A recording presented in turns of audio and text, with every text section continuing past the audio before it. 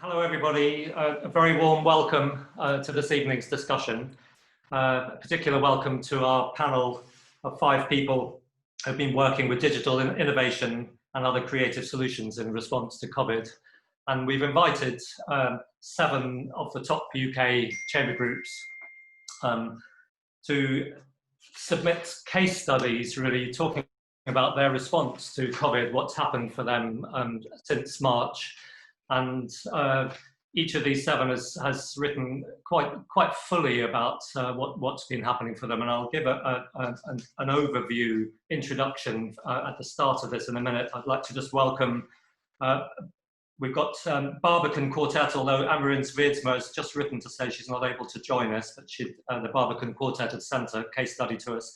Ben Nunes Quartet with Zara Ben Nunes, Gildas Quartet with Gemma Sharples, Heath Quartet with Sarah Volsenholm, who I think is just about to join us any second.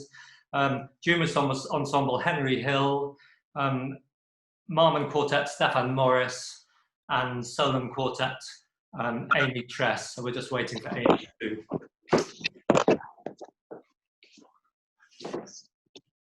Welcome, Sarah. Hello. Hello. So I've been working quite hard on these 7 case studies, and to kick this off, I'd like to just summarise the sorts of devastating problems, really, that the chamber musicians have been facing since March. Many things you already know about.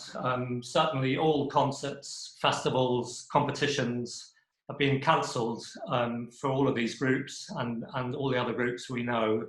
Cancelled or postponed since mid-March, and obviously postponed sounds better initially, but it's great that those concerts might be able to happen in the future, but it leaves a massive income gap for everybody waiting for those postponed concerts to happen. Rehearsal, it's easy to forget that this hasn't been a time where people have been able to say, great, we can just sort of get on with some background work, because obviously with social distancing, nobody's been able to rehearse in chamber music.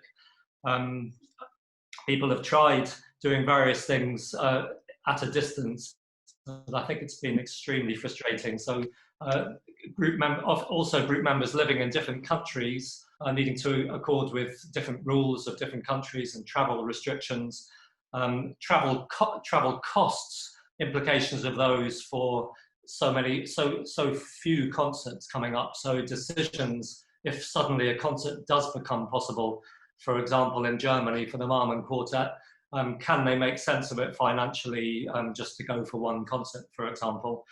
And generally difficulty justifying funding for projects that were originally planned to have many concerts involved, and suddenly maybe just had 1 or 2 left, and the funding suddenly doesn't feel proportionate to the project, what's left of the project. There's also fears about many venues, anxiety of whether they're going to be able to continue. We already know of many venues that have had to close down. A lot of the chamber music concert societies around the country are anyway vulnerable, and I think it's a very, very uncertain time for the future of many of those concert societies. And maybe last thing just in this introduction is to say that here in the UK, we have a particular reliance on the box office receipts. I think in many small venues, the box office is absolutely essential to pay any kind of fees and to keep the venue going, whereas in other countries, much higher subsidies supporting the venues mean that the box office receipts are not such a high percentage, and therefore it's not been so devastating, the idea of having to have smaller numbers in the audience. The main thing we're going to get onto, I'm sure, is going to be to do with digital ideas and creative solutions in that area. But I'd like to just start by bringing in some of the creative and innovative things that some of the groups have done immediately in response to COVID-19. And people have done great things. I think one of the 3 groups I'd like to just ask ideas from them. They got quickly down to commissioning new works, which were going to be possible using recorded instruments. Maybe Gemma, you'd like to kick us off with what the Gildas quartet did with your surround sound series. Okay. So we'd already been working on a surround sound project for live concerts, and we saw that there was this Help Musicians Fund, to the Do It Differently Fund. So I thought it might be quite a good chance to actually develop the live project for the fact that it was already designed to be 4 separate instruments in 4 corners, and actually just take that one step further and have 4 separate instruments in 4 completely different places. And you made a special commission, didn't you, in order to help that to happen? Yeah, so we've commissioned a piece basically designed to be recorded separately, because we actually didn't try recording anything that wasn't intended for that, but we've kind of aware of all the problems. So we commissioned something specially designed to be recorded separately, and adding in a kind of 4th dimension, which is using binaural panning and utilizing the fact that you've got the 4 separate voices to actually move them around the listener's ears with the mixing process. Okay, great. And Henry, I think you also did a commission specifically in response to this for recording instruments. Yeah, so we went a slightly different way, and we commissioned a composer to write 4 solos for our piano ensemble, which is a piano quartet setup. And there are 2 parts. So the composer's writing 4 individual pieces, which will then inspire a full piano quartet in phase 2, hopefully when we can all play again. Right, okay. And Amy, welcome. And I read in your case study that the Solum Quartet very quickly responded and did a special recording for Liverpool University that you needed to do from a distance from each other. Oh, you're muted, Amy. Hey, sorry. That's it. Yeah, basically that was a case of learning about multi-tracking, which was something that none of us knew how to do. And so it's just been a massive learning curve, buying a bit of technology, borrowing where we could, and learning how to put together things which we recorded separately, which probably most people here have now had to go at in some form or another. And it comes with a lot of complications. But also, as soon as we were able to get together at a distance and rehearse, we decided to record a concert in a church where the program was designed specifically, perhaps along the lines of what Gemma was saying. We didn't want to just play the usual, say, Beethoven that we might be playing, which we would feel was basically less good because we weren't able to be close together. And so instead we played a whole mix of music and also pieces that weren't longer than about 3, 4, 5 minutes, which we actually felt might be more suited to the online platform. Yeah. We'll come on to that shortly, actually, and other things. Just very quick responses to this. Henry, again, you signed yourself up for a marketing course very quickly, which I thought was a great thing to have done. And your group also turned a garage into a recording studio, realizing that you needed to act fairly quickly.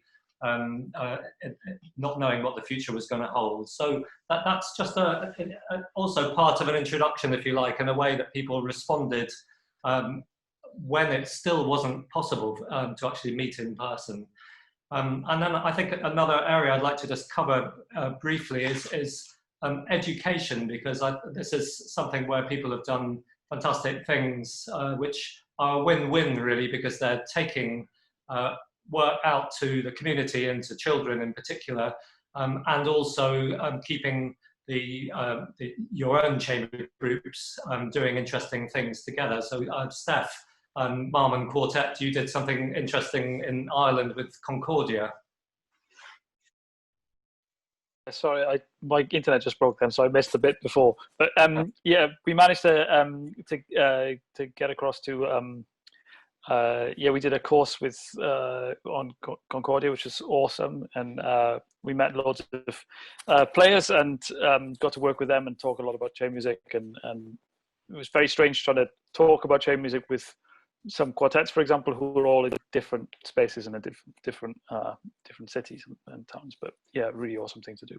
Yeah, and Gemma, again, Gildas Quartet's done quite innovative things with education work, which one of the things you wrote in your case study was that you see, as well as the fact that you love doing the education work, you also see that it brings an opportunity for the Gildas Quartet to spend more time together, because it's actually creating work for all of you, which otherwise, without that, you might have to be going off doing other things.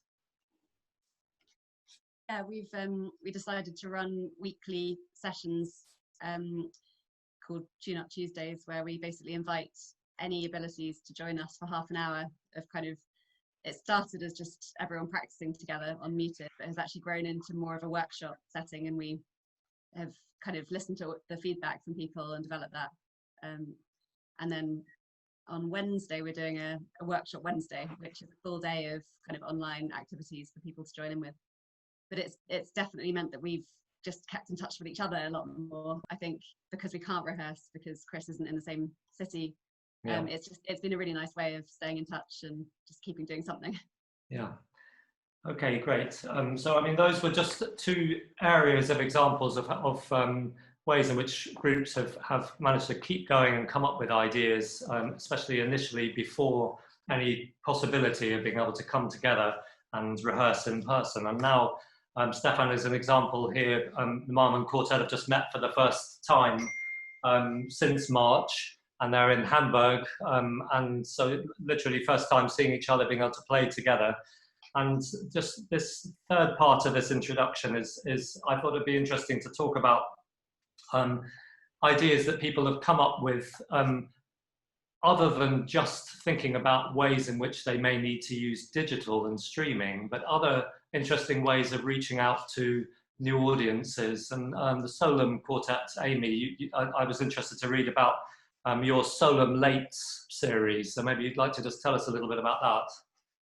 Yeah, so I think perhaps jumping the gun a bit, I touched on that before. Just this was the concert that we recorded in a church where we did a series of 3, 4, 5-minute pieces, and we basically mixed it up with repertoire that we wouldn't necessarily always play, like some Renaissance pieces, some folk songs, some short excerpts from contemporary music that we enjoy playing, and the whole program was based in some way around pieces that were written in isolation or loneliness, and we kind of just wanted to reflect this time in that program.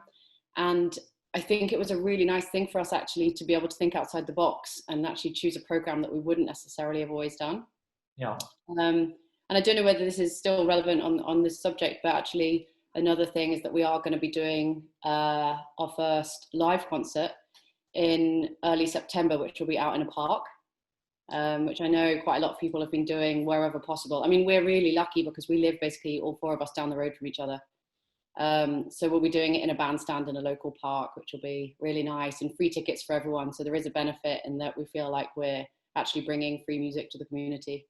Yeah, I think that that's very much something I'd like to talk about in this section, Amy. So yeah, outdoor concerts. Let's get a discussion going about that, and also. Another thing that's come up a lot is 2 concerts for 1. You know, people planning ahead now to thinking about playing to a reduced audience, and some of the concert organisers are suggesting 2 concerts for 1, and there are implications there to do with fees and all sorts of other things. So perhaps anybody who's had experience of planning where that's come up, or opportunities for playing outdoors and the pros and cons with that, anybody like to come in on that? I suppose so our festival that was actually meant to just finish this week, very sad not to be there, we toyed with the idea of doing an outdoor performance, but again, I think it was the things you were talking about earlier about location and the financial implications, childcare, all of this stuff, to actually organise it and then have the, you know, potentially a thunderstorm or, you know, the weather of the British summertime it felt like we couldn't, you know, we'd want to put everything into it, so we haven't gone down that route. I think acoustically, yeah, if you've got some kind of bandstand or something to create a bit of an acoustic, it's better, but I think where we were hoping is just a very outdoor space, and I mean, acoustic is terrible, you know, maybe if you had a huge group, you know, it can create its own energy, but I think yeah, we were concerned that it might it just not be satisfying. So yeah, we put things on hold for that idea, but Yeah. I'm sure it could work in a different situation. And any other thoughts on that? Either combinations of, doing pairs of concerts or playing outside? I actually have a thought just in response to that, and I'd be interested what other people think.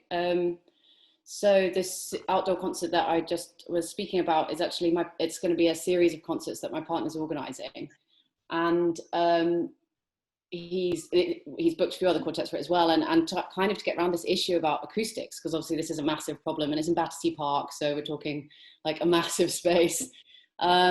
We're planning on using DPA mics and just miking up the whole thing, and I think this is a bit of a difficult issue because of course we all feel like that's a bit of a sacrifice. It's not really ideal, and I don't know if anyone else has any experience of that, playing kind of mainstream quartets with DPAs or with mics outdoor. Yeah, Adam. Yeah, hi everyone, lovely to see you all. I mean, I feel like these are all kind of great ideas, but the thing that is gonna, make any of these individual kind of directions really fly is if we take quite a bespoke approach to the unusual circumstances that we're in. And so it seems kind of insane to me to try and play a Beethoven string quartet unamplified in Battersea Park, because if we have access to this technology and we are able to create an acoustic, then I just think this is the wrong time to be a purist with this stuff. Like, this is the moment when the purists are going to be like done. This is like, we have to adapt. This is going to be the thing that separates the quartets that can find a way through, and the groups and the orchestras as well. The bigger ensembles are not exempt from this at all, but to survive is to change. And so I think very quickly, as I'm sure you're all finding, we're having to find new ways to work. And actually, I think where we can lean into these unusual circumstances and create, a new kind of experience for the audience, and maybe find a new way of working successfully with the group, that's where we're going to be successful. And trying to work in the old way in a completely new set of circumstances is going to be problematic. I guess I would say that even pre-COVID, in many ways, we're sort of the last hangers-on of the old ways in a new world. But this pandemic is really, I think, the last straw. Like, we have to change. Yeah. I mean, I think one of the things which will come up in a lot of people's minds is these changes that need to be made. Can we preserve what we love about playing our chamber music? Can we still look after that while using fantastic advances in digital and other things? I mean, anybody else like to come in on that? Yeah. Anna. I think the short answer to what you just said there, Richard, is absolutely yes. But the sorts of, I mean, for me, there's two parts of this. There's the way that we might choose to respond to this in the short term before, if we consider everything that can happen before we can actually perform to normal size audiences again in person. We've got everything that we can deal with between now and then we've got from that point onwards. And I think the really crucial thing for me is that when we get back to that point, we're not considering anything which looks like rehashing our previous models, because I think, massive challenge that this situation is right now, and it's not an exaggeration to say that there is bloodshed going on left, right and centre in all sectors of our industry. I think we need to extract as much as we can that's useful about this to shape how we will deal with this when we can go back to. And I think some groups for various reasons, and it was fantastic reading all the case studies, have been able to look at ways that they will respond to this in the short term and actually find really interesting creative solutions. Some of those are very much for this time and of this time, but I think there are a great many other individuals and ensembles who are reeling, financially, identity wise, personally, as all sorts of things like that. So I think it's really important to consider what these fundamental changes are going to be going forward, and actually use this time to really reflect on how we can how groups can build their kind of identity, and that could be through, you know, just considering how they're going to change their approach to performing, how they're going to perhaps build up a you know, an online complementary angle to their performances when they do go back in person. I mean, there's tons and tons of angles that can be investigated, but you know, this is the time to be doing that. I think addressing the financial angle in the short term is a very tricky question. Of course, it's very person and group specific, those kinds of areas, but things that I know that I've spoken to Tori and some other people about in terms of how, you know, we can look at changing a financial model going forward, not just as a response to the specifics of the challenges of where we are right now, is also really, really important, because just as the, you know, presentation model is not going to be the same going forward as what we're recognizing, the financial model, I think, also needs to adapt.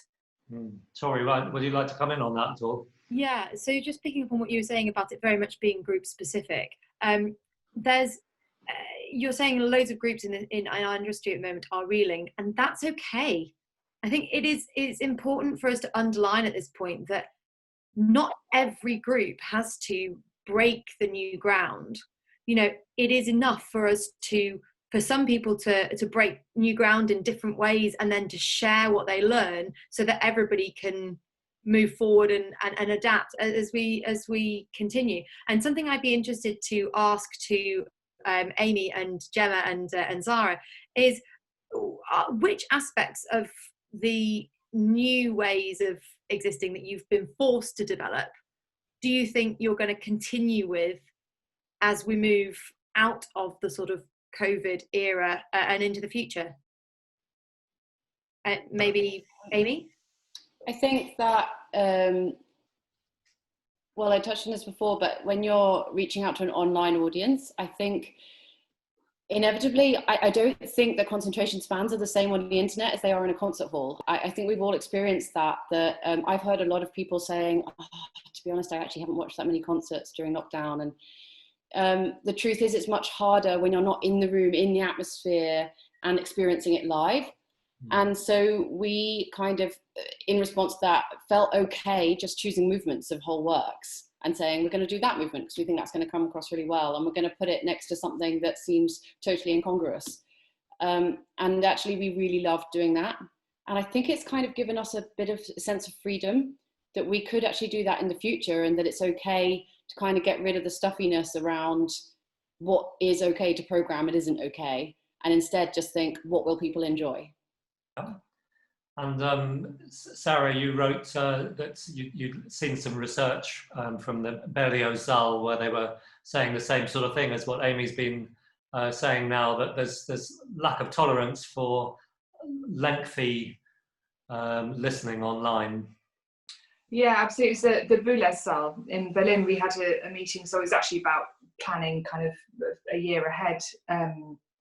And she said that they'd actually made a specific decision to take off any online content, and they weren't going to put up concerts because they had their guides do the analysis of the attention span of the audiences, and they said it was sort of like 98% of people was zoning out after sometimes under 10 minutes. So that was their decision, was to not just, you know, kind of spray video content. So I think it's absolutely, it's kind of, if their studies have shown, it's on the money. If you're deciding to put up shorter content, that seems to be suiting quite a lot of people. So this, I mean, that comes straight back to this balance we were talking about before, of sort of feeling integrity in what we're wanting to do, ideally, with what's actually possible or suitable with what we've got. Jamie, I don't know, do you want to, you were sort of nodding to that.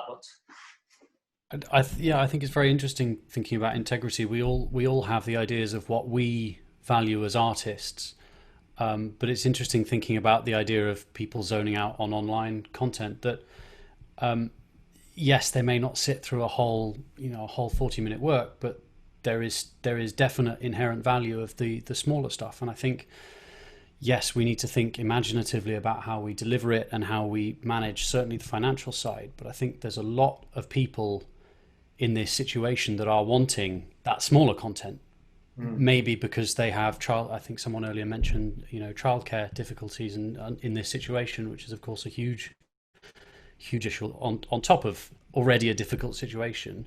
I think now actually people want the shorter content in a way they perhaps hadn't before. And it again, Adam, to sort of slightly what you're saying, thinking in a new way for a new scenario, that actually we should also be thinking what our audiences and our followers would like to see as much as what we would like to create. And I think it's very easy to think of it as a compromise, what we might versus what we want to create versus what might work well right now. But I think there is inherent value in being able to create things that are engaging right now, even if that is a small piece of content. And something I read that you'd written, Adam, somewhere was to do with just, we need to be looking at flexible combinations of digital and live. So rather than it needing to feel like a compromise, it can be as well, that we can still do what we want to do in live situations where that's possible, but we could possibly really benefit and even go forward. Somebody mentioned about some of these things are not just to do with COVID, but we were heading this way pre-COVID or needed to. So you could argue that COVID has just sort of put the skates on, made us need to really get moving, and that it isn't necessary that we're completely giving up and compromising, but rather actually adding new possibilities, new ways of reaching out to other audiences and being able to do more of what we like to do. I mean, certainly I don't feel like, compromise is always a bad thing. I'm sure that we all play the same work in different ways when we're in different halls, for example, and then you can sort of say that, well, I'm absolutely compromising, my favorite articulation for this passage, or you can say, well, this is how this passage is going to come across and make the best impression in this particular venue on this day for this audience. And I think, in our approach to digital, that's something that can be really helpful, is to sort of think, I mean, maybe it's kind of Amy's approach of going, okay, well, for our audience, it's going to be about, picking a really varied selection of kind of shorter, more characterful repertoire where there's a lot of contrast. Or it might be about, I don't know whether anyone saw the Complicité, Simon McBurney's show, The Encounter, which is a theatre piece. They did a sort of live stream on it. But this was a show where basically the live audience in the theatre were all wearing headphones, and it was kind of a binaural setup. And so it worked beautifully online because the experience of the punters at home was actually quite close to the experience that you had in the theatre. You felt like the action was sort of taking place inside your head. And it's going to be difficult for all of us because, we're not trained for this new world, but I think if we can, if we're interested, and I mean, as Tori said, nor is it compulsory for everyone to be finding kind of brilliant new ways to present, chamber music online for digital audiences. But if we've taken that plunge, then I think, it might be helpful to take quite a liberal approach in shaping an experience that is going to lean into the strengths of the platform, the strengths of the platform being that you can be close to the players, that you get to choose where you put your microphone, so you can create an oral picture that is impossible in the hall. And there's compromise there, maybe, but also there's huge potential opportunities there. There are no bad seats in the house suddenly. And you can hear, I mean, certainly in our work, something that we've been thinking about a lot is what's possible to do when it comes to microphone placement and picking up sounds that are inaudible in the concert hall. These tiny kind of microscopic kind of, hair on string, or kind of like shifting sounds that are sort of these artifacts are beautiful, actually. So I do feel like actually there are tremendous artistic possibilities as well. But there are a different set of possibilities, certainly.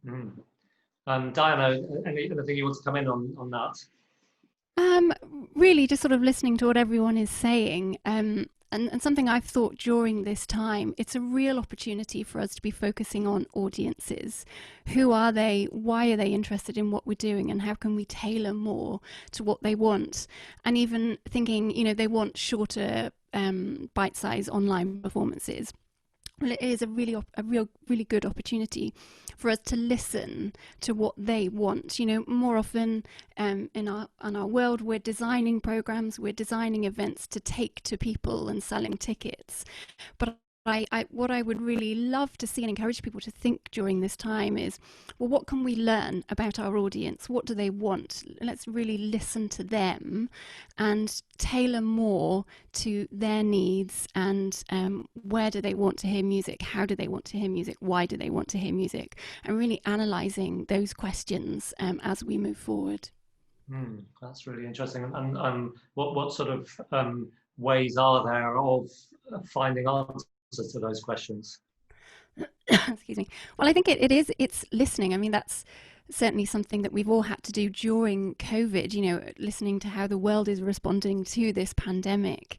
But I think, yes, it is seeing what other people are doing, what other art forms are doing, thinking about segmenting audiences in terms of, you know, education and outreach projects, performing in clubs, bars, churches, bandstands, thinking of Amy, you know, going to a local bandstand.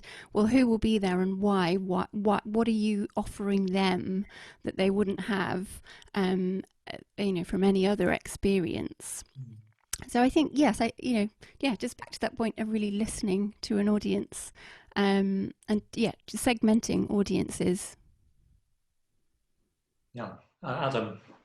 Can I just ask, I'd be really, I mean, this is kind of a personal question really, but I'd be really interested to know, you know, we have kind of, you know, in many ways a kind of cream of British quartets, you know, here in this kind of webinar. Like if you guys had the option to just do Wigmore's forever and like just do like those shows, you know, kind of the chamber proms and you know, kind of the small hall at the Concertgebouw and you know, these sort of like classic, like, is that who would, maybe a show of hands, like who would be absolutely stoked if that was what they did and nothing else? I think as probably by far the oldest person here, I'd say it's hard for me. I'm kind of wanting to be open to it, but I find it hard. And then Stefan put his hand up there. Stefan. Yeah, absolutely. I mean, like those are great shows, right? I don't think there's a problem with that at all. And again, this is kind of echoing Tori's point that this isn't like, you know, I mean, you guys have the option to do that kind of work because, you know, we're in a room with kind of wonderful ensembles. But I suppose for everyone else, there are lots of exciting options. And I guess, you know, maybe even for the Marmons, like, you know, that audience is quite catchy when it comes to kind of flu viruses, you know, like there is a scenario in which it's more difficult to get those guys in a room on the reg, you know. True. Steph, do you want to say anything? Well, I mean, I put my hand up very quickly then, and the reason is I strongly believe in it. I strongly believe in the music that we play, and I strongly believe, having experience as a listener, as an audience member, like a great concert, that is something that, you know, is memorable, and it's an experience, and that for me is as vivid as it gets. And I think it might be a very personal thing. I certainly don't speak on behalf of the rest of my quartet, but personally, it's something that that's what I practice for. You know, but I'm not saying I'm not open to everything else. It's just I believe so strongly in not the for example the format of a concert, but a group of people sitting in a room listening to great music. I think it's not something that I would feel comfortable losing sight of that. Well, so maybe that fits with what we were saying before about it doesn't need to be all or nothing. You know, some of the things that people are suggesting are as well as, rather than necessarily a compromise all round. Yeah, Gemma. Yeah, I was just going to say that that's actually one thing that I personally have been really struggling with whilst working on this project, recording separately, is that I completely agree with you that for me, all of the motivation for doing this comes from that kind of thrill of being in a room with 4 people and in the middle of it. And I've actually found it, even though I'm really excited about the project, I found actually the reality of doing it is just not the same. And that's quite hard to balance. Yeah, we decided against recording things sort of separately and things. And, you know, thinking about this a lot, I think personally being in a quartet, what the other three members of the quartet do for me is demand the sort of best from you at all times. And I can't imagine myself, I mean, we try and essentially make each other the best musicians that we can be in those circumstances, and recording separately and things, I think I would personally feel quite out of my depth and inferior doing that stuff. But I'm also, Anna. Yeah, I was just going to say, I would totally agree with Stefan. I mean, you know, for me, those kinds of experiences are still the absolute pinnacle of what we do. And I think, you know, for that kind of, you know, relational important aspect of the ensemble work, in a funny kind of way, that, I mean, you know, that's incredibly important to the performers and how they work and how they perform. But then just following up from what Diana and a few other people were saying about, you know, how this other side of the work that we're talking about, besides the performance itself, we're still, I mean, for me, we're still quite thinking about those about two very separate things. And it may be that from a practical and a performative aspect, they are two different things, but I think the boundaries will overlap a lot more in future, certainly as far as whoever's, you know, consuming our work is concerned. And I wonder actually whether one aspect of this, in terms of the sort of relational one, is also something that works very well in terms of how we think about audiences, because, you know, I think we quite often tend to think of our audiences from a performance perspective as something we broadcast to, you know, be that in a concert or our online content or whatever, and actually building more of a two-way communication loop within that. And I'm not just talking about, you know, assessment of how long people's concentration is online and how good your mailing list is and things like that. I mean in a really kind of genuinely getting to know your audience and really fostering that, and not in any kind of a patronizing kind of way, but really engaging with them with the processes that mean the most to you.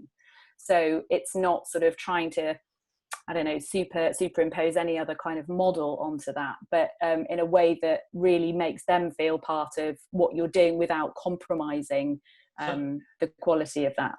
So were you mainly meaning there building other aspects to the relationship with your audience and supporters other than just when you're on stage performing to them, or were you including when you're on stage performing to them?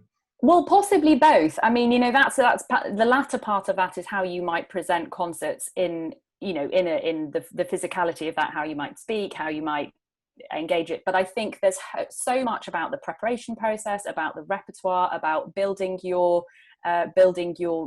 relationship with, I mean, there's tons and tons of ways you could do it. I can see Tori's got a hand up as well, and I know she will have some good ideas about this. But, you know, really getting them involved in the repertoire in advance of a performance. However, you know, for example, there's tons of ways that, and again, it would be group specific and repertoire specific and all that kind of thing. But I'll maybe let Tori carry on there. I think what you said, Anna, is such a brilliant way of highlighting how this very troubled time can sort of enhance and supplement. It can provide us with different ways of working that enhance and supplement what Stefan was saying, which is the core of our music making is always going to be an ensemble experience. It is, like, that's so central to everything we do as musicians, and how we learn and grow, as well as how we interact with other musicians and make good music. But, you know, I really strongly believe that a portfolio career as a musician is a great strength. And, you know, some musicians, I think there are very few musicians nowadays who would say that they don't do any education work or any teaching or any outreach or any different sort of multimedia ways of engaging with their audiences. They don't do any writing of copy to advertise any concerts. They don't, you know, there are always multiple facets to being a good, rounded musician. And so having to think outside the box, because the sort of the core and the heart of what we do has been taken away from us, you know, and we don't have any other option at the moment, is kind of, it's become such a cliche at the moment that necessity is the mother of invention, but it is true. You know, we're developing different ways of interacting with audiences, and as the face of global touring, for example, changes over the next few years, not necessarily just because of COVID, but because of climate change, for example, and you know, musicians and orchestras are already talking about how impactful global touring is on the carbon footprint of an orchestra. You know, these conversations are going to become so much more pressing in coming years, and so artists need to be looking for ways to engage their audiences digitally and to nurture those audiences when they're not touring in that area. You know, and so although in a way, if we try to sort of bloody-mindedly look at the positives of this, you know, we're being given a time where we're forced to focus on those peripheral aspects of the art form, and you know, hopefully we'll be able to learn things from this period which we can then go on to sort of supplement our sort of portfolio as musicians once we can get back to performing. Zara, did you have your hand up there, or were you just waving at me? No, I did. Yeah, I was just thinking, I think probably every single group here does have already this portfolio of work. I'm sure everybody does education, teaching, you know, interactive, you know, have at least dabbled with some kind of digital performance at some point, and you know, aren't just playing the standard repertoire, have commissioned pieces. You know, I feel like that's something we have absolutely, certainly in my group, tried to have a very broad range, because we've all got different interests, and you know, it's great to have a variety. So I think the thing that we have not struggled with, because we, you know, we are on board, we really want to reach new audiences and get with this digital age, feel quite daunted by the whole thing, I have to be honest. But I think our main concern is that everything online is for free. You know, we can all play whatever we want on Spotify. You don't even actually have to pay the £10 a month Spotify. You just have to cope with a few adverts to get literally any piece of music for free. And I think we've really struggled with how we can have an online presence that could generate anything financially. And there are a few platforms we've looked into, and that I've looked into individually, my boyfriend as well. And but again, what I feel is that the amount of time to dedicate for this particular platform to get this kind of audience that has to be so huge for you to generate any kind of income is basically a full-time job. I mean, you wouldn't have time to be doing all the rehearsal and all of the other things that basically are the reason we want to be in a string quartet and chamber musicians and all the rest of what we do. So I think, not that we're not on board with it, but I think we felt we wouldn't know how to go about this, because you know, we've not been able to make any videos again because, well, we don't have the right recording equipment. I do here, and I have been making things personally, but the amount of time it takes just for, you know, a 3-minute video of high quality to learn it, and you know, and edit it together beautifully, and then to be like, okay, I'm going to put it online forever, you know, for anyone in the world to see, it's not a small thing. So I think any advice for that would be that's great, Zara, thank you. That's fantastic. I mean, two main things come to my mind, and I'm sure many others in your minds too. But you know, one is following from what Steph talked about, really not wanting to move away from what is right at the heart of the great playing of this great repertoire. What have we actually got available to us in terms of kit, you know, in terms of technology, that could make it possible for Steph and the Marmon Quartet to prioritize playing how they want to play, but being able to reach audiences using that, rather than being too diverse and doing other sorts of activities. You know, what sort of kit have we got? What are the best ways for the Marmon Quartet to do this? What possibilities? Amy, yeah. I would just say, I think it kind of answers that in that we did, as Zara was talking about how much time and energy it takes to make just a 3-minute video where you're in your separate homes and things. We did do one of those, and yeah, it just took a ridiculous amount of time and energy. We didn't have the greatest kit. And I didn't find it a gratifying experience personally. It was interesting to have done it once, but I wouldn't do it again, I don't think. So, however, I think once we can get together, and I know it's more difficult for some groups, obviously, who are living in different countries and things, but when we can get together, whether it's at a distance in a room or as normal, obviously there's the obvious options of filming if you have very good microphones and things, which again, not everyone, including myself, doesn't. But I think the interesting thing for me that's come out of this whole thing really is venues, and to go back to what Steph said about, you know, why do we all do this? I think that we would all agree one of the most gratifying things is to play in venues like Wigmore Hall, and that's what it's all about. And I do agree, but actually something that we have been passionate about since before lockdown even is playing the way that we want to, the rep that we want to, but in different venues. And I think it's all very well talking about, you know, reacting to what audiences want and things, but the truth is, you know, how many times have you heard people say, oh, audiences are getting older, it's such a worry, we don't have that many classical music lovers left.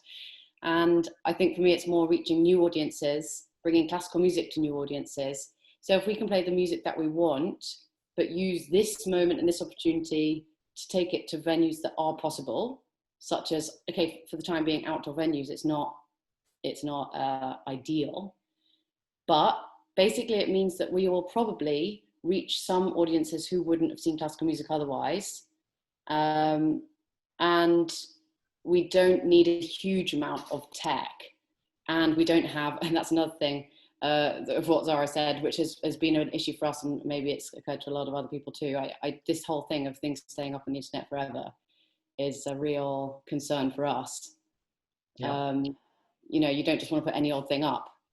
Yeah. So keeping it live, basically by being more experimental with venues, for me would be more of an interest than necessarily making home recordings. Yeah. Anybody else want to come in on that? Yeah, Henry.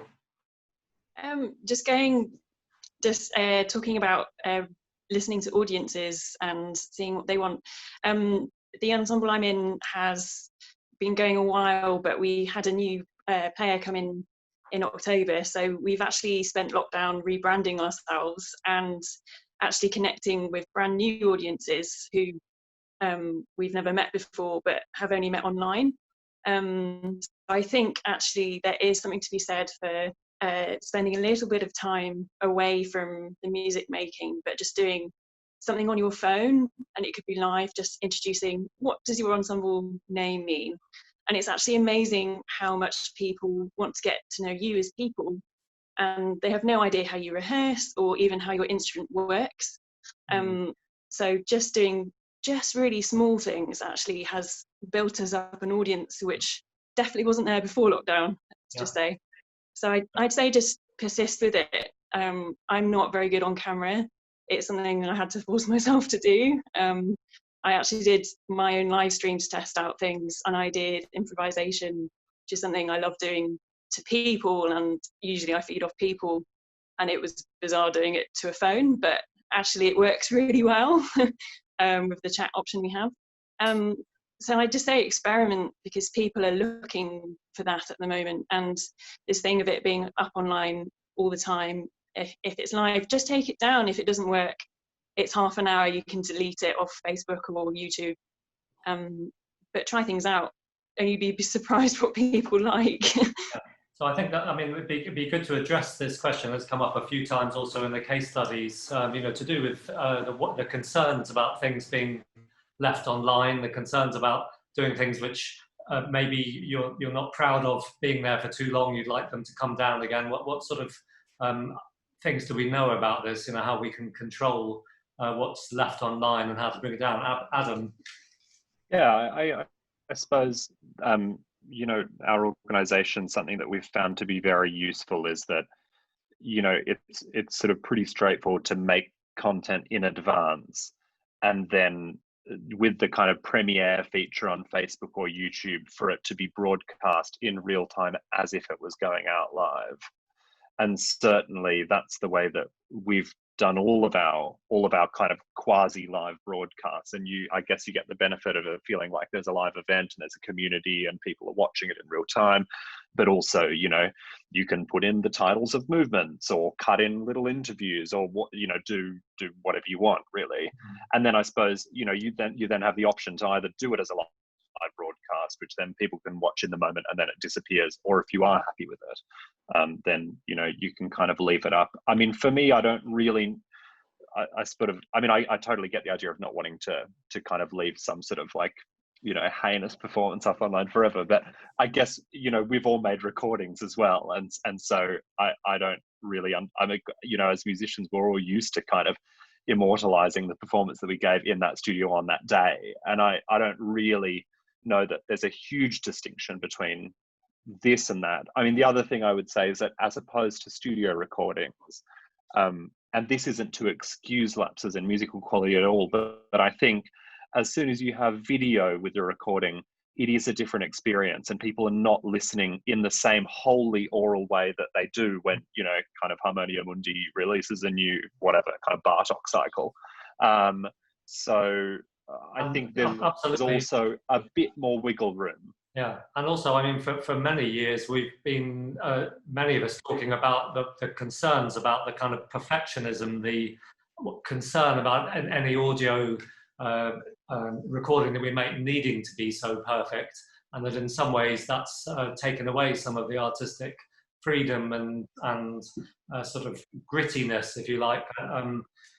I wonder whether this, moving into this time where we can accept a freer way of measuring the quality of what we're doing, with not so much worrying about every detail being there, but more focusing maybe actually on what we're communicating, on the soulful quality of our music making. So you know, there could actually be an opportunity here to sort of let go a little bit, where we've been so worried about every tiny detail. Any thoughts on that? I mean, I feel like in terms of like intonation and ensemble, the horse is kind of bolted. You know, we can't go back to like the Casals recordings of the Schubert Quintet, where it's just like an absolute mess. But I think what we can find is a way to make recordings where, you know, together we're creating new sounds, you know, recordings that actually sound different, and where, whether or not that's to do with recording technology or to do with interpretation or to do with, you know, the way that we think about what a quartet should sound like, maybe that's the way that we can move a needle away from like, you know, kind of super polished, kind of absolutely sanitized performance. I mean, I think often live, you know, I mean, you guys are doing that anyway. I mean, this came up in the last online discussion we did just last Monday, wasn't it? Steph, you were there, and that was with Gabor Takács, and he was coming from very much from a musical stance, worrying that he sees the younger generation of musicians having been stifled by needing to produce something which has such a perfect quality, and was arguing from his position that he wished that musicians would put much more emphasis just on what they were expressing and not minding too much about detail. So Steph, you remember that conversation. So how does that fit with what we're talking about here? Yeah, I mean, I'm always paranoid. I mean, just like everyone else is, maybe about what stays up and what's good, but also I think just being so self-critical can, you know, it can be a barrier to something that the audiences would never notice and never would never consider something that you know, an imperfection that means a massive deal to you might go completely unnoticed by somebody else. But yeah, I don't really know. Jamie, anything you want to bring in on that? Yeah, I think this ties in actually really nicely with what we were talking about with connecting with audiences as well. And I I completely agree, and have felt in my own music making that, you know, anything that goes out has to be perfect, and I'm still very much guilty of that now. But I think what's worth reminding ourselves of is that music has never moved forward without taking some form of risk. And actually, I know for one, I've looked at groups that I've admired and groups that I've enjoyed listening to. I love to go back and see the archive footage of things that might have been 30 years old, to just see how the sound has developed, and in some cases actually see some things which nowadays we'd think, I'm not at all going to put that online. And I think while it's very, very difficult to do that, and I think, Adam, you're right, don't let don't put something up that's a bit of a mess, of course, but I think audiences love seeing the process and the evolution, and particularly if you're thinking 10 years down the line, let's, you know, take COVID out of it for a moment. In 10 years' time, to look back on something that you maybe think, that was an odd decision that we made then, but you know what, we tried something and we discovered that this worked and this didn't. I think it's a wonderful thing for audiences to see that process and that legacy evolve as well. I think it's really important to remember that, you know, what is perfect anyway, and to be aiming for that is unrealistic. Yeah. Sarah, I was interested to know what your perspective for the Heath Quartet on these things we've just been talking about. Are you there, Sarah? Oh, you're just muted, I think. That's it. Yes. Yeah, I'd be really interested to know, you know, how the Heath Quartet are looking at this. Yeah, I think the legacy thing is certainly interesting, and that's something that I've always enjoyed, Jamie, just talking about, you know, looking back over footage and older recordings and seeing the evolution of a group is really fascinating. We're not massively keen on social media as a group. It's not something we've ever really pushed, but then we've had an agent who's sort of taken over a lot of that side of things for us, so we're lucky in that respect. But I think it's something that we're going to perhaps look at doing more of. There's certainly, you know, videos up surrounding CD releases or showing working with certain composers and that kind of thing. We've always been very interested in doing kind of weird and wacky projects and going down that sort of going down that route. And we've talked more just over the last couple of years actually about having less formulaic repertoire choices, or certain, you know, less formulaic classical concerts, and that kind of certainly tallies with the need for shorter and perhaps repeated concerts, and that's something that actually a few venues have asked us to do in autumn, is to have shorter concerts of an hour length and repeating concerts, so that sort of thing. And that means a lot of tailoring of certain repertoire. We're dropping certain things from you know, the standard approach and programming approach, which a lot of places do so, of course, requests, but there are more thinking out of the box, I think, at the moment. Yeah, we just had while you were speaking there, Sarah, we just had a comment from Roger Mears in the audience, saying audiences would love to see the process. People are really interested to see not just the finished result on stage, but actually, like many of you have been saying, to actually know more about you, to know what the work is behind the scenes and how it all comes together. So as we've been discussing, there seem to be many opportunities here for expanding in those sorts of ways, and it seems like the only potential negative is the fear of having to compromise on the actual quality of what we do when we're playing. Everything else seems like it's potentially quite positive here. I wasn't really saying that we're too scared to put something up that, you know, wasn't perfectly done. I don't think it's that. I think it's that the amount of work that it takes to make a very high quality rendition that you're up for. Okay, there might be the odd thing, and I don't think we're a group of perfectionists at all. But, you know, that might take a week's work, and I would like to know, sorry to bring it back to money at all, but, you know, how do we make it financially viable to take a week of 4 people's income to do this if we don't have a concert. So it's not really that we aren't willing to do these things. And of course, we're in a quartet, we've done many concerts for free, you know, most of the rehearsal, you know, all the rehearsals always for free. So, but, you know, looking forward, if this is a big part of our career, and, you know, we do have to, it has to be financially viable. So, Anna.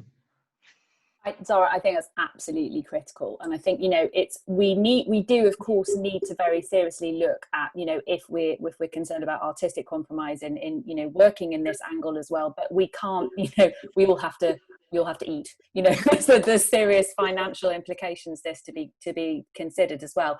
I think it's actually quite important to disentangle a couple of things that we've been saying and that you mentioned there.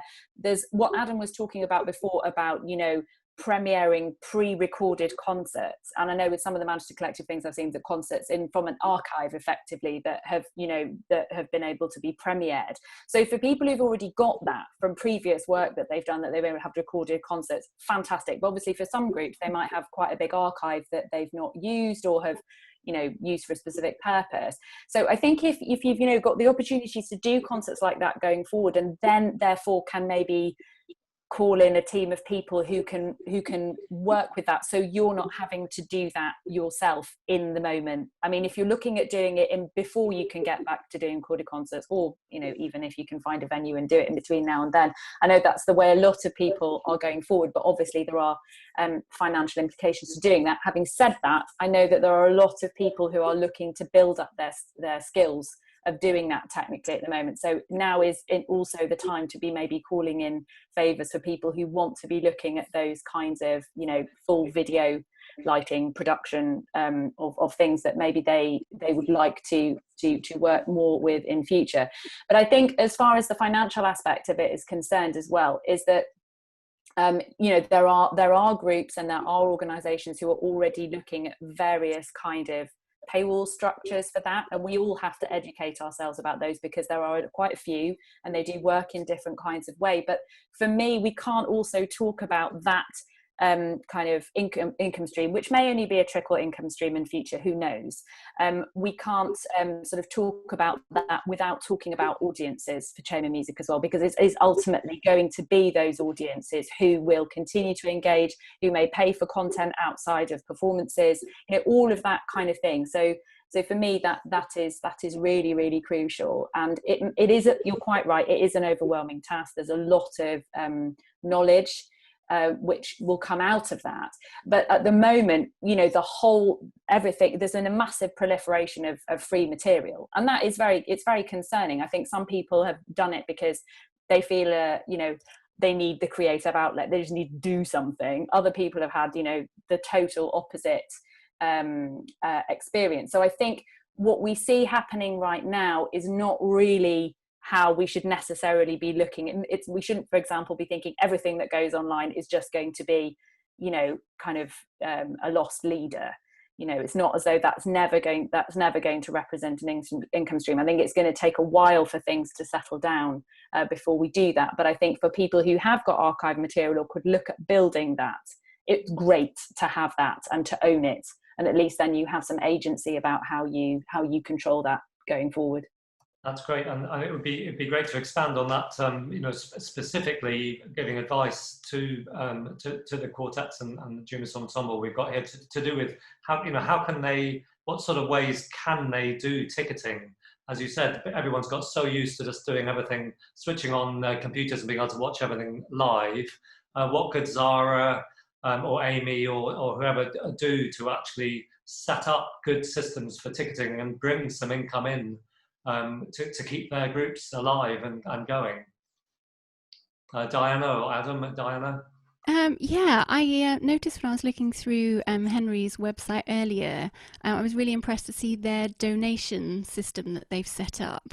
And I mean, even just thinking at the moment, you know, licensing with venues, that can be tricky when you're ticketing. So I don't know if that's going to come into play at some point with charging for things online, who knows. but you know, more often than not, having a donation system can often mean that you make more of an income than if you have a set ticket price. So I don't know if Henry, she seems to have disappeared from her. She has. We've got an empty room there just at the moment. Yeah. But it would be great to hear from her how she set that up and how successful it's been. She did say, Amy's also waving a hand. Yeah, Amy, what have you done?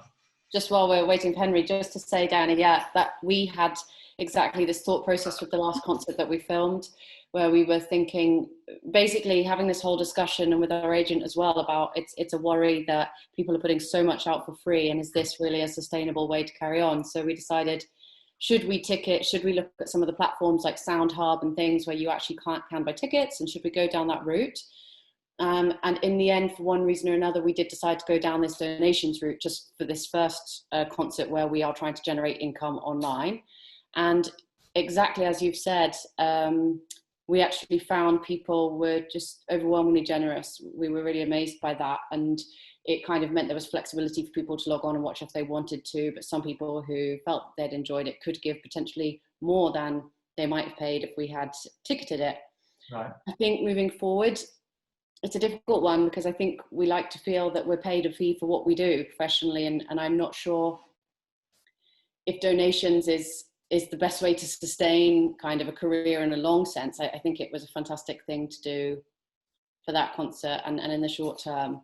But I don't necessarily, for us, I think we're not sure that it's a long-term solution. Henry, just while you slipped away, Diana was talking about what you had up on your website and ideas you'd had for ticketing and bringing income into the group. And also, I mentioned earlier, you've done this marketing course, so it'd be great to hear what your thoughts are on this. Actually, it's quite similar to Amy. So because our group, we're trying to get a brand new audience. So at the moment, we have set up this Composers Commission. So the donation page, we've made it really specific, so people can donate to just that project, which is going to be an ongoing thing. So at the moment, because we're trying to engage people and people are really wanting to be a big part of something, in actual fact, it's doing better than we thought, which is really nice.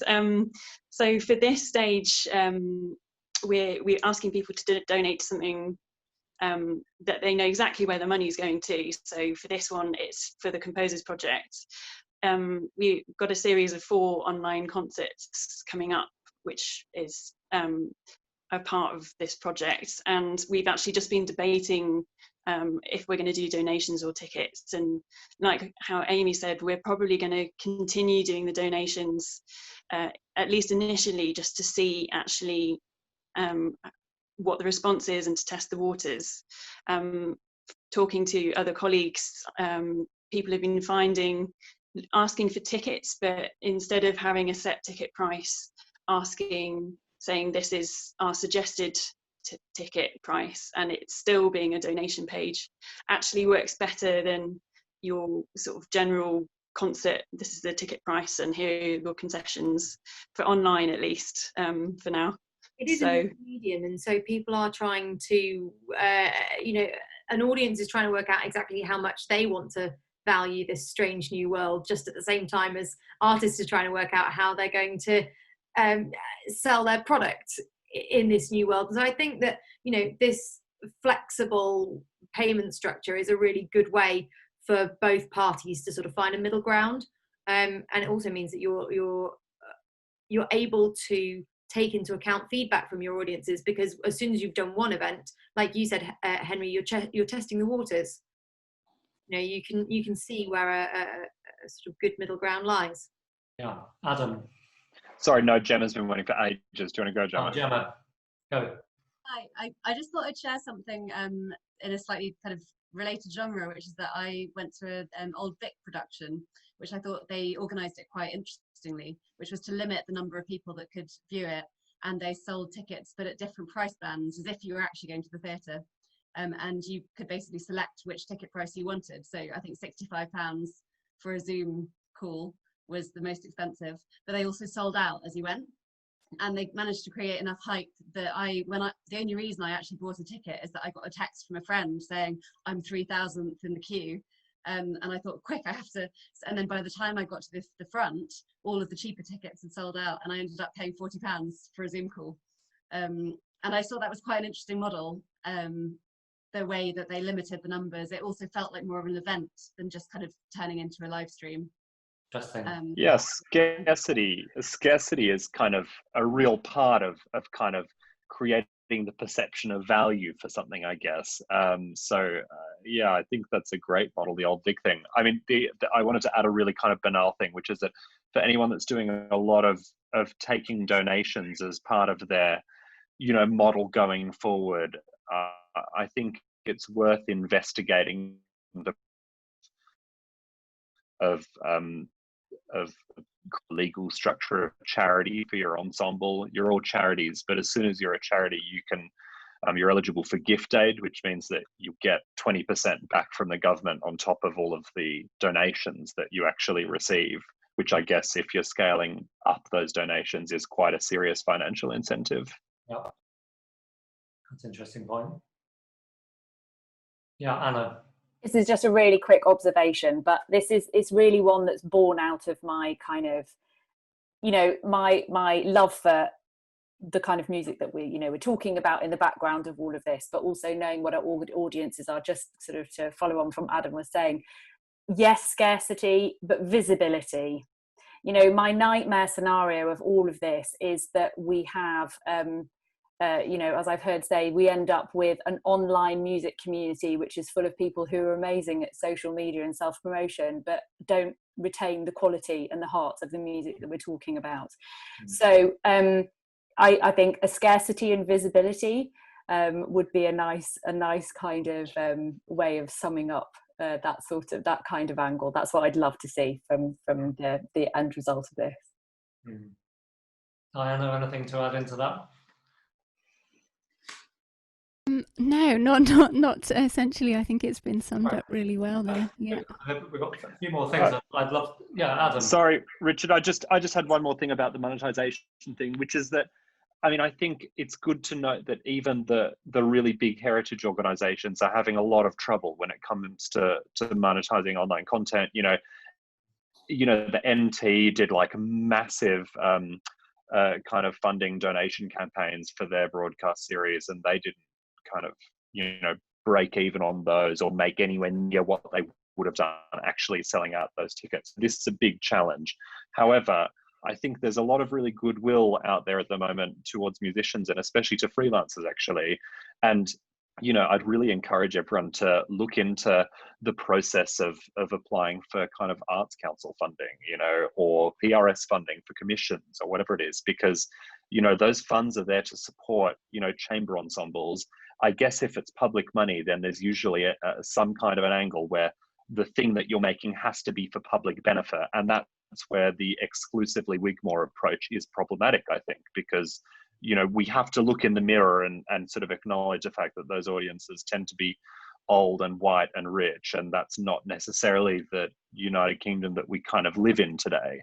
But if you are making something which is you feel is going to be enticing to sort of an audience which is maybe slightly more open than that really, really narrow kind of hardcore classical crowd, then that public money is out there. And actually for under 15k, which is still an awful lot of money, the Arts Council project grants process is pretty friendly actually. And there's like 1.57 bill or whatever is it that's like hanging in the balance, and the Arts Council is like distributing a lot of that, so yeah. It's there to play for. Any of the groups here, any of the players here applied for Arts Council? Just to say, actually, they have just reopened the project grant scheme. It was closed during COVID, but they have just reopened it, so it is definitely worth going for. Right. Just one more question I had written down here, just in this area we've been talking about. It came up in a couple of the case studies, was to do with who owns the rights when music does go out online. That's something which has been of some concern to people, so it'd be great to hear any thoughts on that. Anna? Yeah, that's actually something I had in the back of my mind. I'm aware that for purposes of most things, most areas that we're discussing right now, copyright is not going to be top of people's list of priorities, but it is going to become, assuming as we are that this angle of working and way of working is not going to go away, we do need to be kind of really mindful of that. For example, we have courses on it for undergrads and postgrads at the Academy from next year. We're that concerned about it. What do you recommend to the players here on the panel? Well, obviously you have to know what's in copyright and what's not, but that's pretty quick to figure out. As I understand it, there are different rules for live streaming and content that goes up. I'm not an expert in this. I'm going to have to become an expert very quickly. But I think the institutions feel the pressure of this more because it is an extremely complex area. It is much easier from a legal point of view for institutions to become a target, if you like, if they are seen to sort of be infringing that, than it is for individuals. And I think in the absence of a we need a clearer legal framework for this. It is far too complicated. The lawyers that deal with this area, that it needs to be at that level in order to be assured that the content that you're doing is above board most of the time. So I know on an institutional level it is a priority at the moment, but I think it will become a priority for individuals. I'm hopeful that with the move in this direction more generally, there's going to have to become a more simple legal framework in future, but it doesn't exist at the moment. As I said, I'm not an expert, but that's as much as I know. And any other input on that in that area, or is that's all we know so far? Yeah, Henry. I actually just had an open-ended question. PRS for live streaming, is it a thing just now, or are we literally just making this up as we go along with live streaming? Does anybody know? Adam, any answers on that? No, I think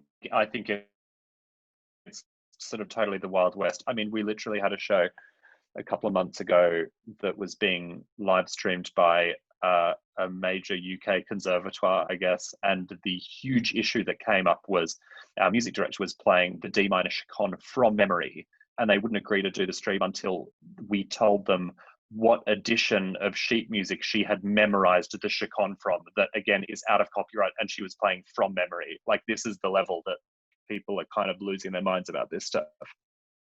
Okay.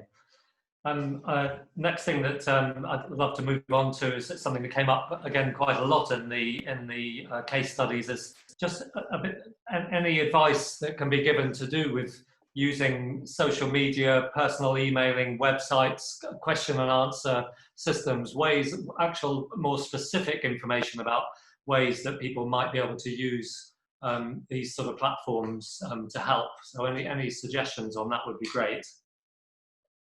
I guess maybe if anyone has any specific questions, then maybe we can kind of do it that way, or we can go around and all do a bit of a spiel.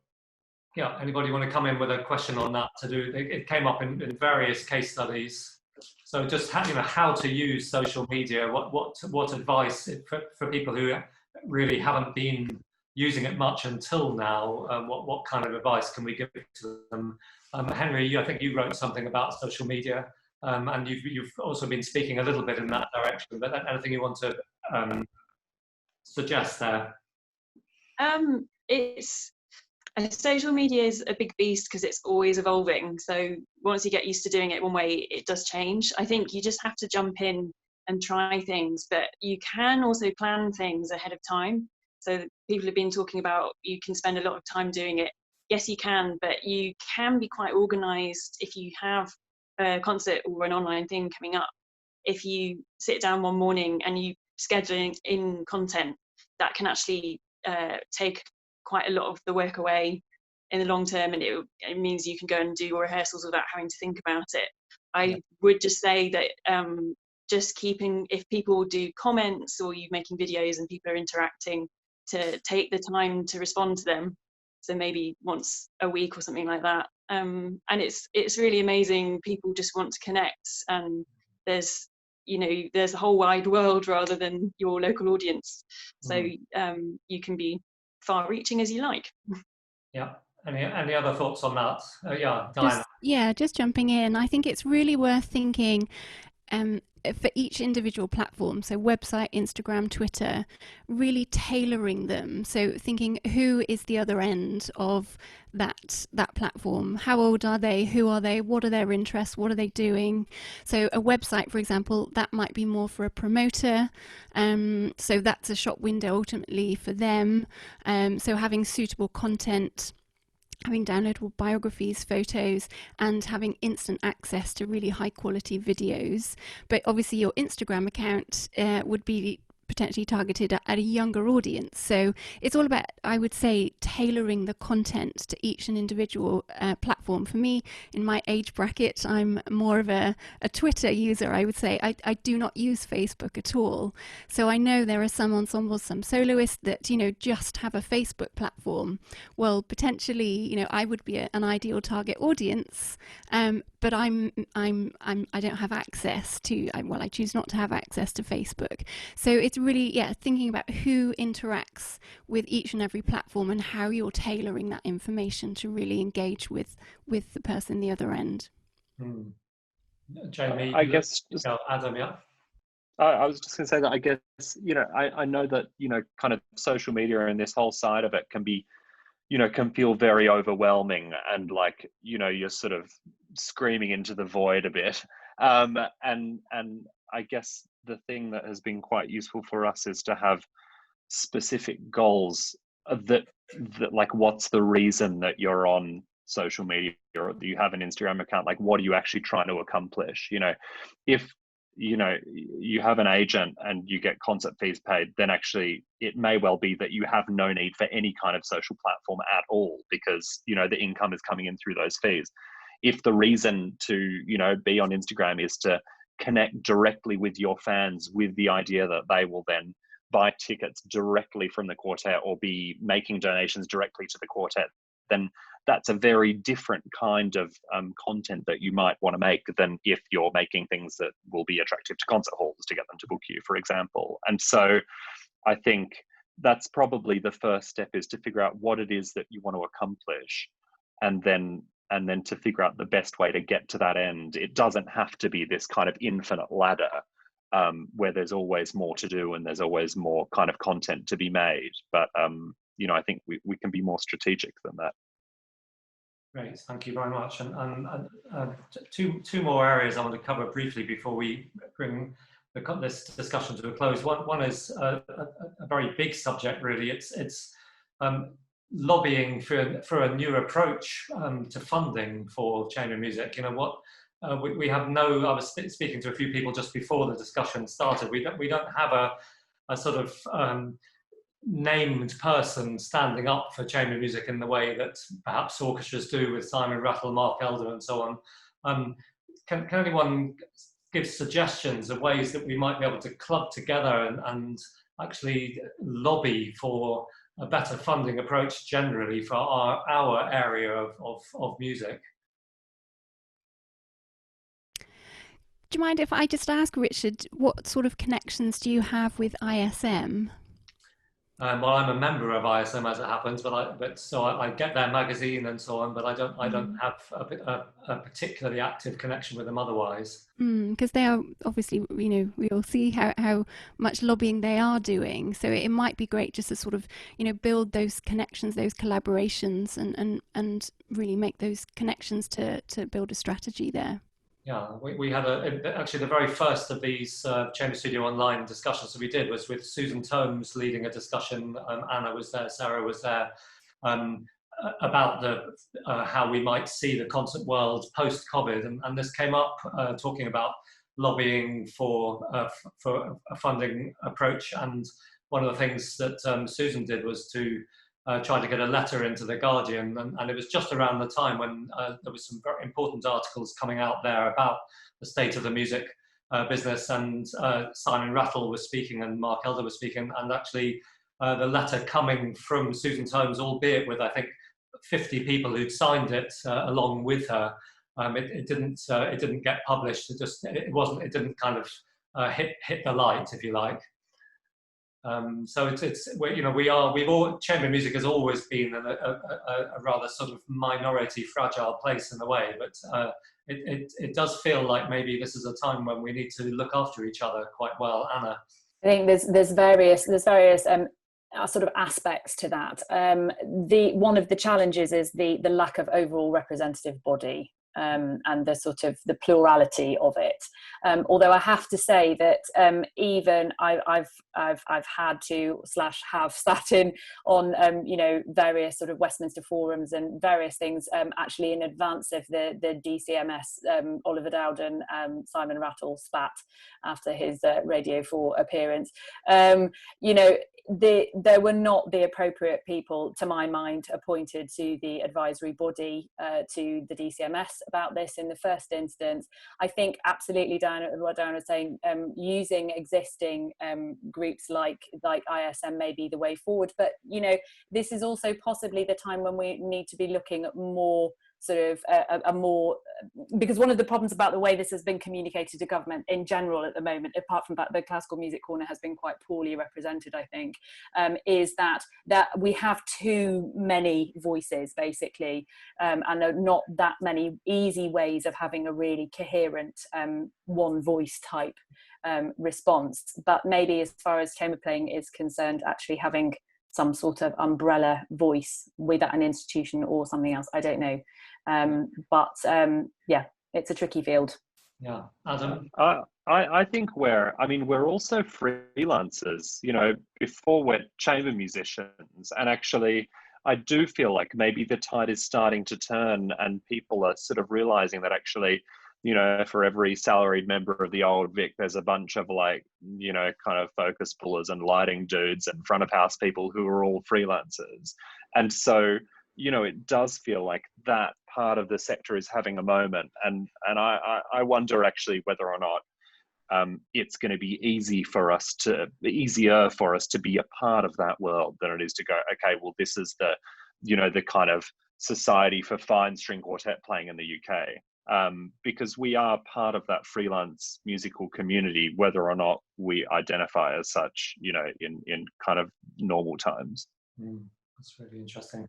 And we're coming very close to closing now, but last thing is something that Sarah wrote. She said, I wonder what sort of role as chamber musicians we might have away from our instruments if online music doesn't succeed in holding attention. And actually, we also have a comment similar to that from the audience, from Jenna Sherry, saying, it seems to me this comes towards the question about the role of musicians in society and in our community, as well as the reciprocal relationships, partly financial, between musicians and their communities. What are your thoughts on how this period has shed light on that relationship? So it might be nice just to finish with a few thoughts on that. Anybody want to jump in on there? I will very briefly, and I'll attempt to put my soapbox away. But for me, the urgency of this whole situation has really put the long-term situation of the role of music and musicians in society, and most specifically in education, kind of into relief, because obviously we're putting out fires at the moment, and we're not able to take a step back and look at the perspective. We need to find people who will listen to us in government. I think looking at the long-term educational impact of the historical changes since we all moved to regional hubs and all of that kind of thing. And there has been a lot of money going into music education in the more recent past, but we've still got a huge mountain to climb compared to where we were 20 years ago, basically. So I think in our individual efforts, I think we have a responsibility to continue to address that angle. I do think the schools element of it is key, but I don't think it's just that. We need to look at it across the board, because we have an audience and a legacy to look at developing across the board. And it's part of what we've been talking about prior to that. So there's the huge questions, which are you know, very much on a state and a funded level, but on a local level, I think looking at how that will affect our individual work and responsibility is also a big one. Yeah. And anyone else on that huge topic? Okay, so I guess I would just say that, you know, I guess sometimes as musicians we can be guilty of thinking an awful lot about ourselves and about our repertoire and not so much about our audience. And you know, I think that's in every artist, that you need to have on some level that kind of, you know, obsession with the kind of capital A art that you're making. But I don't think that necessarily is the same as having a right to be paid to do that thing because you enjoy it. You know, that then the money bit is to do with other people. You know, it's not just to do with us getting to do our favorite thing. And so I guess when it comes to monetizing, whether or not that's about public money or about other people, you know, kind of swapping money for an experience or money for a service, I think we sort of have to look outwards. And, you know, if you're the best quartet, then there's always going to be punters who will pay for that because people want to see, you know, the fastest 100-meter runner or the best actor as well. But for everyone that isn't the best quartet, I think that's the question that we sort of have to ask, you know, as a sector actually, is why should people really care about what we're doing, and how can we make those connections with our audience, whoever that audience is. Okay. I mean, Adam, thank you, because that's actually a fantastic way for us to finish, I think. Thank you so much to our 5 people who've come here with their expertise in this field, and thank you so much to 7 players from 7 fantastic ensembles in this country, and thanks to our online audience. I hope it's been an interesting discussion for you all, and look forward to seeing you again at another event. Thank you very much, everybody. Bye.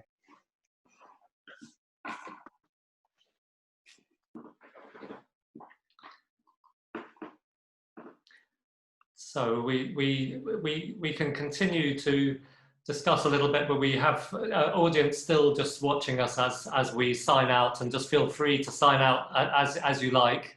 There's a number down the bottom of the box there that's telling us how many people are gradually signing out of listening to us. But thank you so much. I think that covered so many really interesting things. In some ways, it feels like we could have gone on for longer. In other ways, I think that was probably long enough, and maybe we need another similar kind of discussion in 3 months' time and see how things are looking for everybody. But I'll write to all the groups tomorrow and try and get feedback on you know, how much the things we talked about actually felt as if they were touching on what they could do and make a difference to them, because I mean that's what this discussion was mainly meant to be about. And it's, you know, quite interesting, not chosen by me, these 7 groups. They're just groups that responded to a call for case studies, and quite a variety, with some very much just wanting to stick to what the reason that they did this in the first place, and just not really wanting to spread sideways more than they absolutely have to, and others being already fantastically kind of entrepreneurial and innovative in what they're doing. And we'll see. I think, like Adam said at the end, I think, you know, we'll end up, you know, with these musicians carving out pathways in different ways and following what they need to do. And again, like Adam said, okay, the Marmon Quartet, they've just won this huge competition, so they've got 120 concerts or something this year. So, you know, they're absolutely on a high, although many of those have been postponed just temporarily. But so they are the kind of best group right now. So it's a slightly different situation for Steph. But for most of the musicians I know through Chamber Studio, I think, you know, the whole landscape has changed so much over the last 20, 30 years, really. My dad was in the old Allegri string quartet back in the 1950s, 60s, 70s, and so on. And they did nothing other than play string quartets.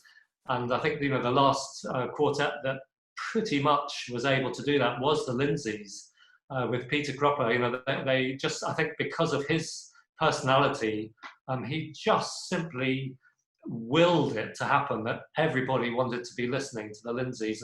And something which I wanted to talk about, but there just wasn't time in the end, was this thing of focusing on local. You know, he built in Sheffield this absolutely incredible situation for the quartet. Who would ever have imagined that would have been possible until he did it? So that's another whole area maybe we'll discuss another time. But yeah, no, most of the musicians now, it's the being able to play Beethoven string quartets is quite a small part of what they can do to earn a living. And I think from my perspective, you know, older generation, I think the thing I care about the most really is that when they are playing Beethoven string quartets, that there's no compromise on the quality of the way that music is played, because and I think that one of the things that frightens me a little bit about guiding things from what the audience want is that I think I'm not always sure that audiences know what they want until they hear something that is absolutely wonderful, and then they know they've heard something at that level. And otherwise, I think there can be a risk that they get caught up with rather kind of exciting, fast, zappy presentations of things that feel like a nice evening out, but simply are really quite a different thing from the very sort of humble and very genuine experience of drawing into this sort of intimacy of this kind of music. And I fear that being lost. You know, that's something that I nearly started getting into, but I worried I'd sound like an old fogey. No, I know, and I agree. Actually, I think that's sort of what I was getting at when I was saying, you know, scarcity but visibility, because, you know, it needn't and it sounds very reductive to say, but it needn't represent a dumbing down this at all. You know, there are so many ways I think in which this can be preserved. Yeah. It just looks so different to what we're used to, and that's it's quite scary actually. Yeah. As a listener, I mean, what I found quite uplifting from that was beginning to believe it could be possible to simply add a lot of new stuff, rather than thinking one needed to give up on what it was that one so loved about the old, if you like. Yeah. Yeah, absolutely. Yeah. Zara, any thoughts? Yes, I think I wish you'd said all that. Yeah. I totally agree with everybody. Yeah, I think there is definitely going to be a possibility. I don't think the reason we're here and what we're doing, it won't be lost, but I think, and there will be a new way that things are done. But I think, you know, I don't know who it was who said that, you know, who was going to pioneer and find the best way.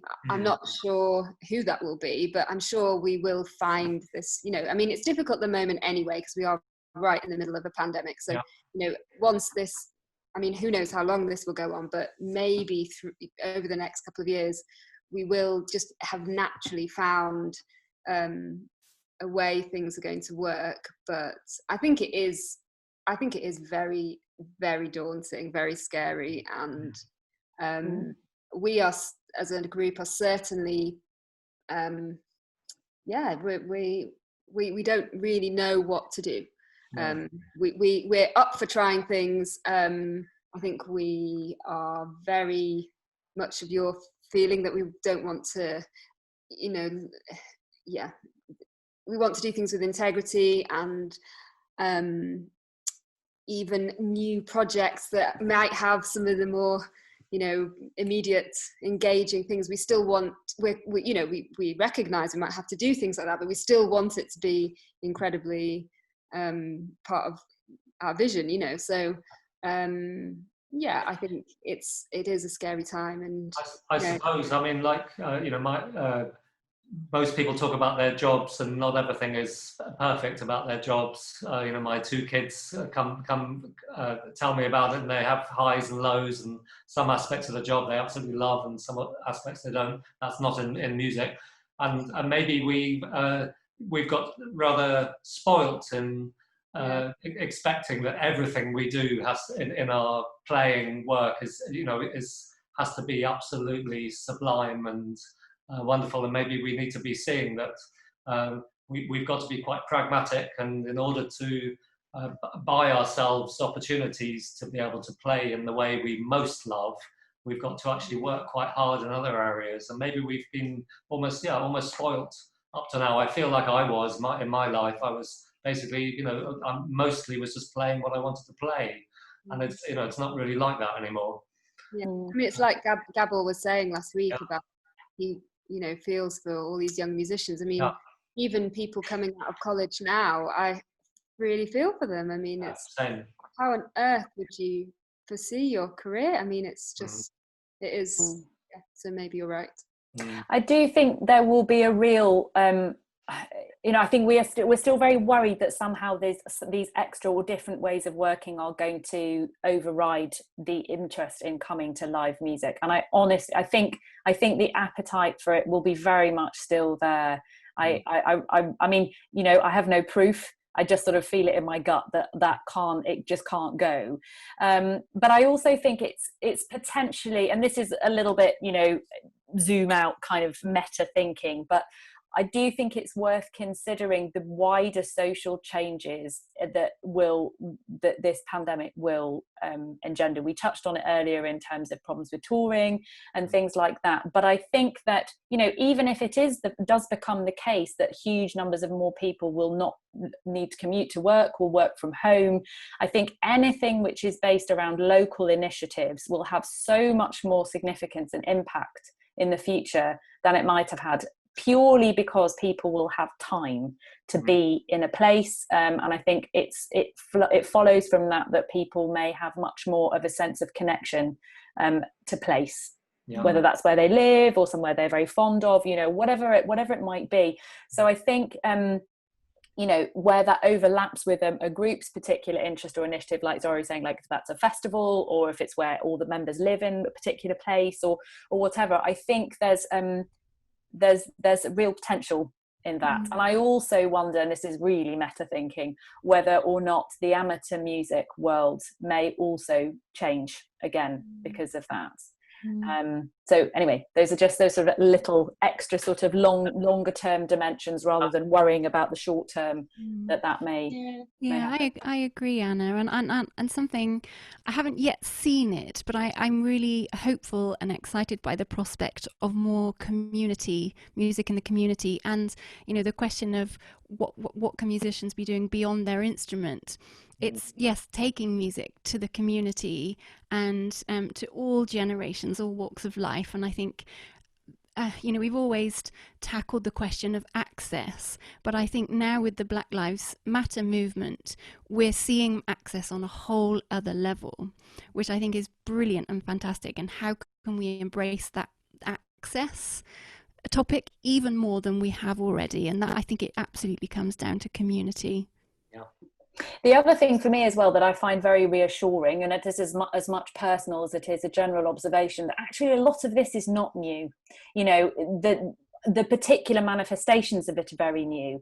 But even your more recent example, Richard, of the Lindsays, and the locale being really key within that. But frankly, if any of us have transported ourselves back to late 17th century and said to Bach, actually, I'm just going to play this instrument for my living, I mean, he'd have laughed in our face and be like, and who else are you going to teach? How many different types of how much composition are you going to do? How much arranging? How many different students? You can have 32 children, or however many. I'm exaggerating now, but you know what I mean. It's that kind of diversity of what it means to be a musician, and it's the fact that it's evolving, but it's evolving at a faster speed than we have possibly ever seen before, which I think people are kind of reeling, trying to get their heads around what that means.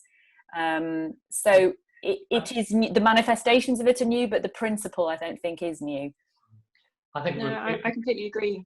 I think even before lockdown, sorry, Richard. I think even before this all happened, I think I was finding that doing concerts in more local places where actually the community had helped set up the concert society or just a concert series, those places are actually for me the most rewarding places to take chamber music to.